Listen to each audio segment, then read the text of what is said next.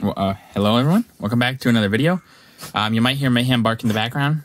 He just wants me to pick him up on my lap, but it's kind of hard to record these videos and do that.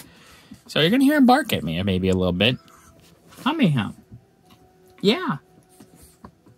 He says, I really want up there. Here, how about this? I'll pick him up. I got to do this one hand because I'm holding the phone in the other. There we go. Well, now you might hear him a little bit, so sorry about that if he annoys you, but he likes his attention on me. But we're going to start off here. Last time we left off with it talking about U.S. citizens being recalled from Britain. Now it says, France asks for armistice terms, June 16th, 1940. France gives up. Paris had fallen, and the collapse of France followed. Premier Paul Reynaud resigned in favor of Marshal Philippe Pétain, who immediately asked Germany for an armistice, neglecting Winston Churchill's offer of a Franco-British Union of Nations. Meanwhile, German troops advanced relentlessly south of Paris, reaching Langres Plateau on the 16th, and the 18th occupying Belfort and Dijon. On the same day, Metz fell to the No-No Germans below Adolf Hitler's, I'm just going to try to pronounce that as differently as possible, is seen inspecting a captured heavy tank. Here we see, up top, of the Germans, of German troops advancing relentlessly south. And then here we see Mr. Funny Mustache Man inspecting that heavy tank. Which it's kind of hard to really tell what that tank is anymore. It's kind of been obliterated. See, the dictators returned to Munich, June 17th, 1940. Decide terms of armistice. Using the Spanish dictator, General Francis Franco, as a mediator, Germany consented to France's request that negotiations should take place for ceasing hostilities, and, in Marshal Petain's words, concluding an honorable peace. Above, Mussolini and Funny Mustache Man are seen driving through the streets of Munich on the 17th to their meeting for the settlement of the terms. Below, they are cheered by children after their conference. On the 18th, the terms were sent to France's government at Bordeaux.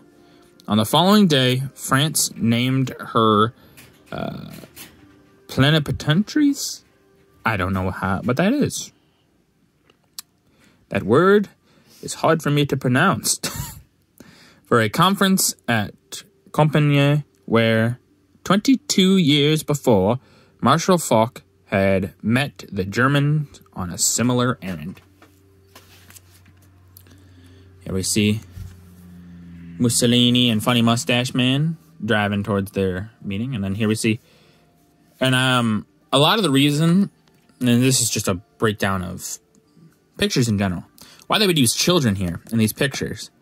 Well, the idea is that, oh, look, we're doing something so great that we're bringing peace to these child's future, you know, because children are seen as innocent, you know, you don't look at a child and you go, oh, well, that child, he's planning war or anything like that. Generally, there are some kids that maybe someone would think that way, but the idea, especially back then, was, well, these children are innocent, and look at us. We're so great that we're willing to bring an end to this conflict with France for a good peace for these children's future. Not talking about what atrocities they may commit to other children. The Tommies leave France again.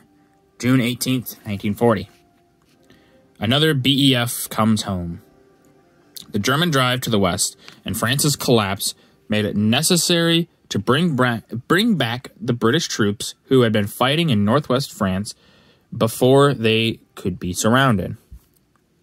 brought up in camouflage trucks above, like the men of Dunkirk.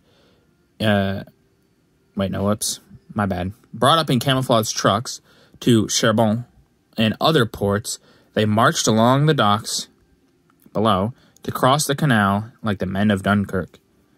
In vessels of every kind, from liners to pleasure craft and tiny steam trawlers, they landed at a port in western England. Here we see them in camouflage trucks, and then them marching to the ports. And I'm sure for the British, this felt very... They felt like they failed France. Because France, you know, it was their ally, and they collapsed. So they're thinking, well, we got to hurry home to save home, but they might... I feel like a lot of these men probably thought, well, we failed France. You know, we failed. Which must have been very crushing for them.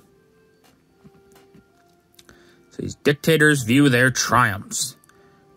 June 1940. I almost said it again. Funny Mustache Man and Mussolini gloat over France. The dictators celebrated the fall of France with the triumphal rejoicing. Funny Mustache Man ordered flags to be flown throughout the Reich for 10 days, and church bells to be rung daily for a week.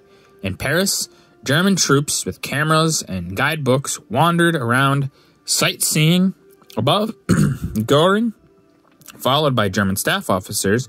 Funny Mustache Man is viewing a captured portion of the Maginot Line. Below, Mussolini stands in a camouflage car touring the battlefront in southeast France.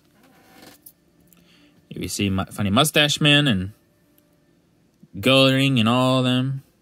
That guy looks like he's having a funny time there looking at that camera.